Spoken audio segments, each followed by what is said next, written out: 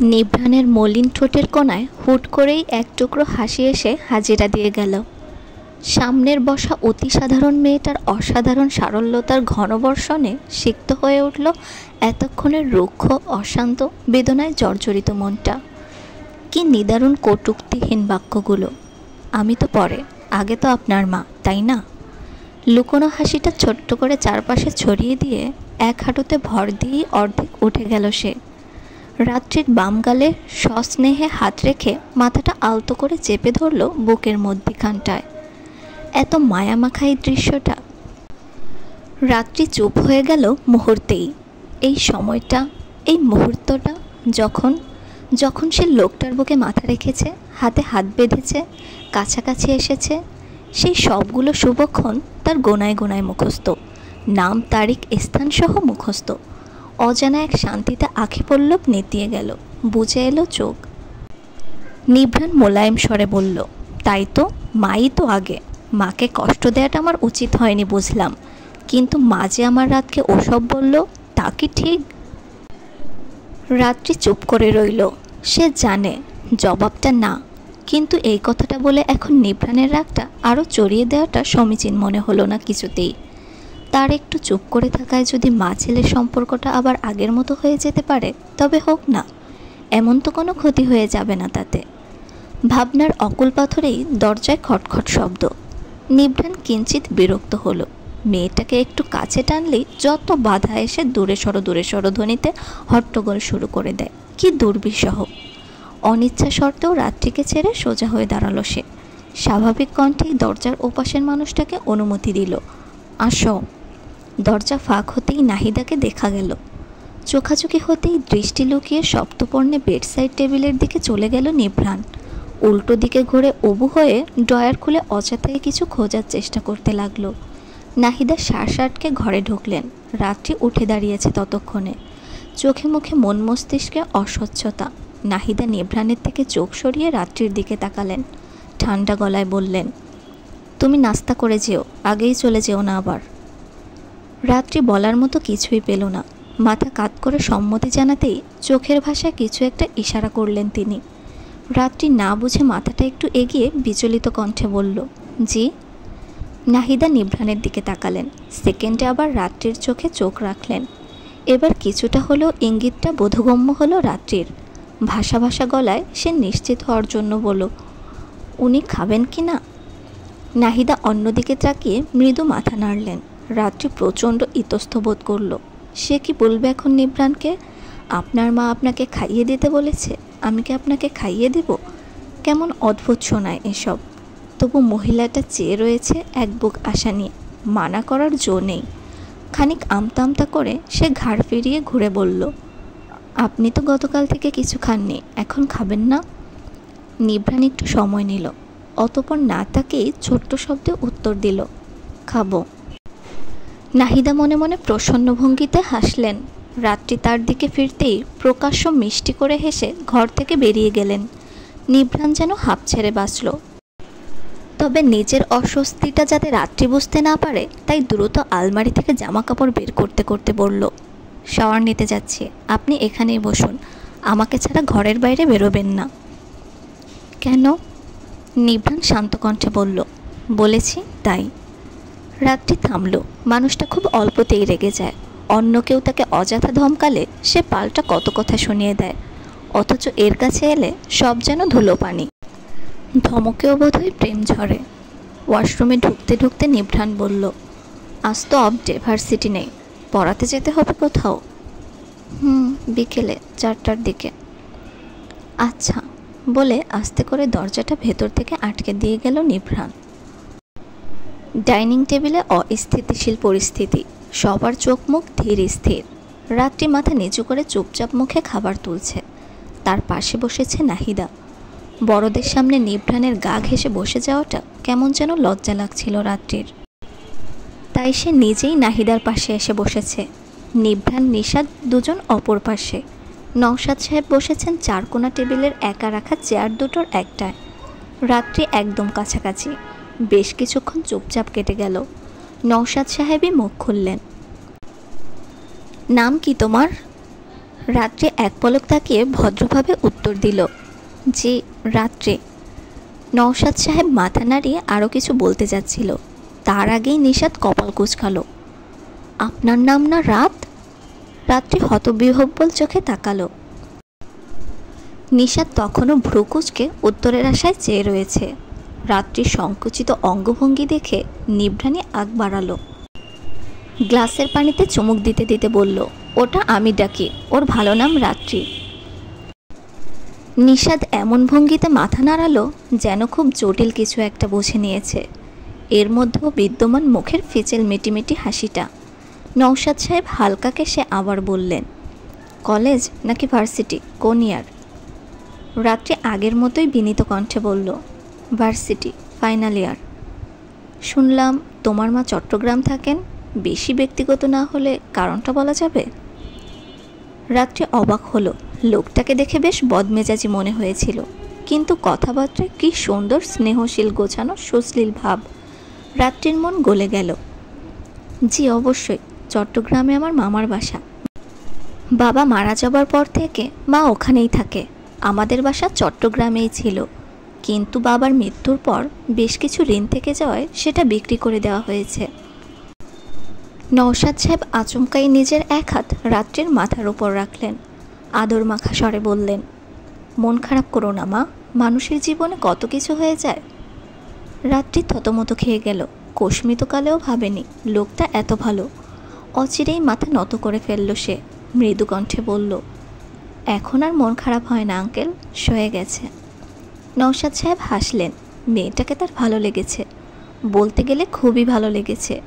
নিভ্রাণের বিষয়ে কোনো কথা না বললেও এবারের ব্যাপারটা ভিন্ন। ছেলের পাগলামিতে একটা মেয়ে ঝামেলায় পড়ুক তা তিনি চাননি। সেজন্যই জীবনে প্রথমবারের মতো ছেলেরই ফ্ল্যাটে পা রেখেছেন, নয়তো এ কয়টা বছরে একবারও এখানে আসা হয়নি। জেদ বা চাপা অভিমানের রেশ ধরেই হয়তো। রাত্রির মাথা থেকে হাত সরিয়ে নিলেন তিনি, বললেন, তুমি ঢাকা এসেছো কত বছর হলো? রাত্রির মনে হলো এই বাবাতুল্য লোকটাকে সব কিছু বলে দেওয়া যায় নির্দ্বিধায়, অকপটে। অথচ নিভ্রাণ নাকি এই আশ্চর্য সুন্দর পরিবারটা ছেড়ে এখানে একা থাকে। হায়! সে উত্তর দিল, জি 4 বছরের মতো। কলেজ পর্যন্ত ওখানেই পড়েছি, ভার্সিটিটা শুধু এখানে। ঢাকায় আসার 1 বছরের মাথায় বাবা চলে যায়। আচ্ছা আচ্ছা, তো তুমি নিভ্রাণের অফিসে জব নিলেই তো পারো, এত কষ্ট করে টিউশনি করানোর কি দরকার? আমি। রাত্রিকে মাঝপথেই চুপ করিয়ে নিভ্রাণ কঠোর গলায় বলে উঠল, ওর টিউশনি করা এটা নিয়ে আমার তো কোনো আপত্তি নেই, অন্য কারোর। আমি তো সেভাবে বলিনি। নওশাদ সাহেবের বিস্মিত রাগী কণ্ঠস্বর। আরও একটা বড়সড় ঝগড়ার উৎপত্তি হতে দেখেই বুকটা ধরফর করে উঠল রাত্রির। এখানেও কেন্দ্রবিন্দু সে।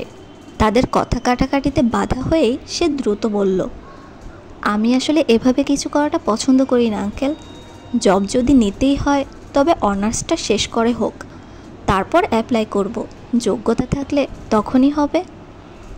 নওশাদ সাহেব মনে মনে খুশি হলেন, বুঝতে পারলেন রাত্রি বিষয়টা এড়াতে চাচ্ছে। মেয়েটা বুদ্ধিমতী, বিচক্ষণ। তিনিও প্রসঙ্গ পাল্টিয়ে নরম গলায় বললেন, আজ তো শুক্রবার, তোমার তাড়া না থাকলে দুপুরের খাবারটা এখানেই করো, আমার ভালো লাগবে। রাত্রি মানা করতে পারল না, ছোট্ট করে সম্মতি দিল শুধু। মধ্যাহ্নের প্রহর পেরিয়ে যাচ্ছে, দুপুর গড়িয়ে বিকেল নেমে আসছে পৃথিবীতে। সূর্যের আলো একটু একটু করে ঘুমিয়ে পড়ছে পশ্চিমা আকাশের কোলে। ঘড়িতে 3:25।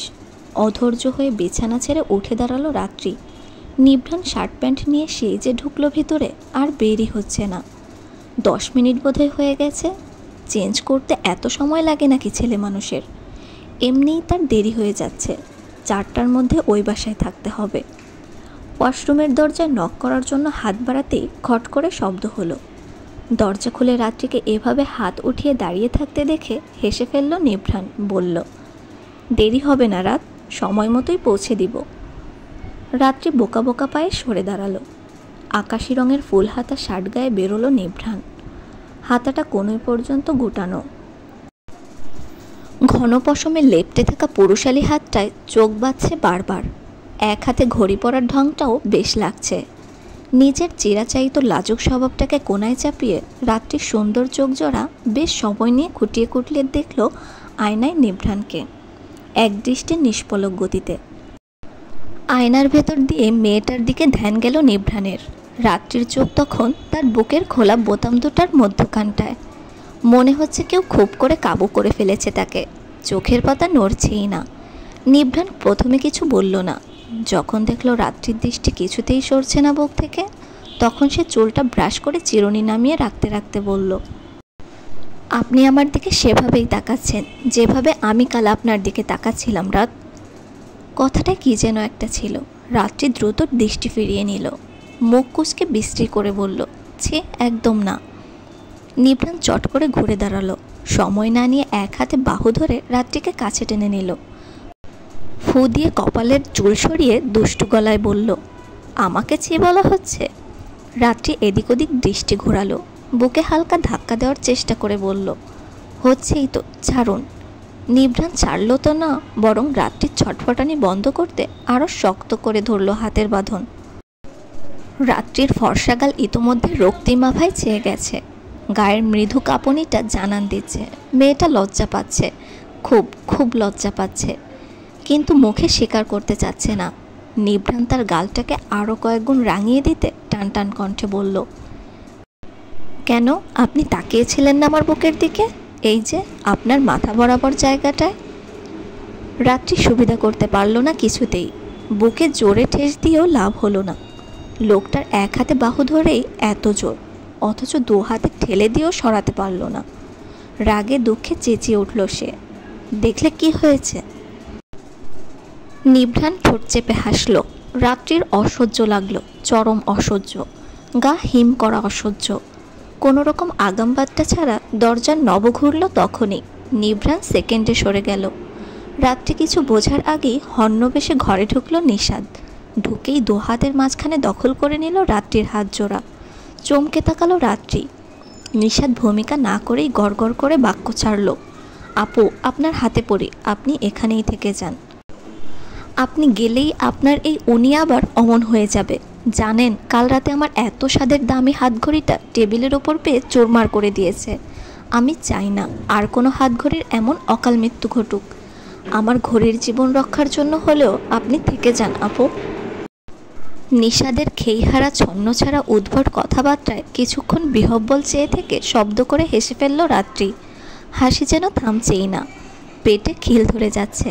নিভ্রান ধমকে এগিয়ে এলো, রাখ তোর ফালতু কথা, গাড়ির চাবি কই? চাবি বের কর, দেরি হয়ে যাচ্ছে। নিষাদ কাতর চোখে তাকালো, পকেট হাতড়িয়ে চাবি বের করে নিভ্রানের হাতে দিল। গতকাল গাড়ি নিয়ে যাওয়ার পর পকেট থেকে চাবিটা আর বের করা হয়নি। রাত্রির মুখে তখনও হাসি। নিষাদ বলল, আপনি যাচ্ছেন আপু? মধ্যরাতে গন্ডগোল হলে আমি কিন্তু আবার আপনাকে ধরে বেঁধে নিয়ে আসব। রাত্রি উত্তর দিল, আচ্ছা, নিয়ে এসেন।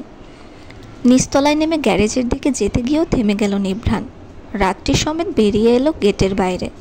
হাতের ইশারায় রিক্সা দাঁড় করিয়ে বলল, আজকে রিক্সায় যাব, উঠুন। কথাটা বলতে বলতেই বাহুতে কপালের ঘাম মুছল সে। রাত্রি লক্ষ্য করল লিফট দিয়ে নেমে আসতে আসতেই মানুষটার পৃষ্ঠের শার্ট ঘেমে ভিজে উঠেছে, ঘাড় গলা একাকার। আপনি তো এখনই ঘেমে গোসল করে ফেলেছেন, এত দূর রিক্সায় যেতে পারবেন? নিভ্রান তাকে হাতে ধরে উঠিয়ে দিতে দিতে ব্যস্ত গলায় বলল, পারবো, গাড়ির তেল শেষ, আমি ভুলে গিয়েছিলাম, আপনার দেরি হয়ে যাবে। কথাটা ডাহা মিথ্যা কথা। গাড়িতে তেল আছে, ভরপুর তেল আছে, কিন্তু রিক্সায় গেলে মেয়েটাকে একটু মন ভরে দেখা যাবে, নিঃশ্বাস প্রশ্বাসের ঘনত্ব মাপা যাবে, হাত ধরে রাখা যাবে। গাড়িতে থাকলে তো ড্রাইভ করতে করতেই সময় শেষ। প্রেম করার জন্য রিক্সা হলো উৎকৃষ্টতম প্রেম বাহন। নিভ্রান উঠে বসল। হুট তখন তোলাই ছিল। আকাশ স্বচ্ছ নীল, মেঘেরা ছুটি নিয়েছে, বৃষ্টির সম্ভাবনা নেই। মাঝপথেই নিভ্রান বলল, আমি কিন্তু নিতে আসবো আপনাকে, দেরি হলেও অপেক্ষা করবেন, চলে যাবেন না, খবরদার। রাত্রি এক পলক তাকিয়ে নীরবে সম্মতি জানালো। কেটে গেল আরও কিছুক্ষণ। নিভ্রান মাথা একটু বাড়িয়ে আকাশ দেখল। হাতের মুঠোয় থাকা রাত্রির নরম হাতটা একটু নাড়িয়ে চাড়িয়ে উদাস চোখে বলল, আকাশে আজ মেঘ নেই কেন রাত? মেঘ থাকলে বৃষ্টি হতো, ফেরার সময় ভিজতে পারতাম। রাত্রি চুপ করে রইল, তবে মনে মনে বেশ মেজাজ দেখিয়ে শাসিয়ে শাসিয়ে বলল, আকাশে মেঘ আসবে কোথা থেকে? স্বয়ং মেঘবালক যে আমার পাশে বসে আছেন, তাকে ছেড়ে বেহায়া মেঘবালিকারা আকাশে পাড়ি জমাবে? এত স্পর্ধা! তখনই কানে নৈশব্দের মতো বেজে উঠল, আমি মেঘবালক হলে আমার ব্যক্তিগত মেঘবালিকা আমার সাথেই আছে। অন্যরা চলে যাও আকাশে, এক্ষুনি বৃষ্টি নামিয়ে দাও। রাত্রি চমকে এদিক ওদিক তাকালো। নিভ্রাণ নির্বিকার আকাশে চেয়ে রয়েছে, কিন্তু সে তো স্পষ্ট শুনল মানুষটার কণ্ঠ।